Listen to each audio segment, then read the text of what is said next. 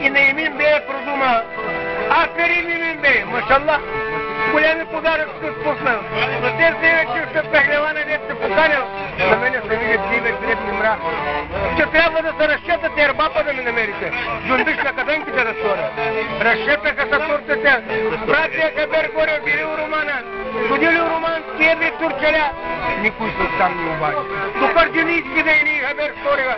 И оттам никой не се наема. Най-после Емин Бей решава. Двама турски люти чешли и проводим в село Терпели да идат. Но в Загорско поле. За Димо чулак пехлеван. Ешамас Димо Ерамас. И на след Димо Койротлу. Да след Димо Димирлие. Да спръщин Димо Чуниклие. Но си бурмалие. Бетови Димо Карадо Музулан. Така го турците нарича.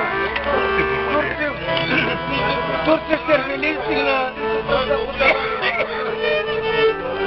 Турци в Терпели стигнаха за Димова къща питаха. Питаха и намериха. Излезна Димовата старата майка. Мария майка се залоши. Тя си на това се продума. Ако Димо за борба го търсите, него за борба го не бива. На неговата чулашка ръка излезна синята пришка. Върна се на жива жигини.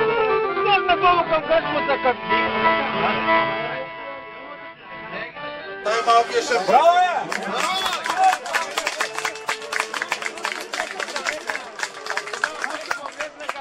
Пази балята за нас, Павка! Еврото за нас ги пази! Браво! Това е в чест на моя дядо. Не се отпреди му при Бершала. Най-чудо при Ламко.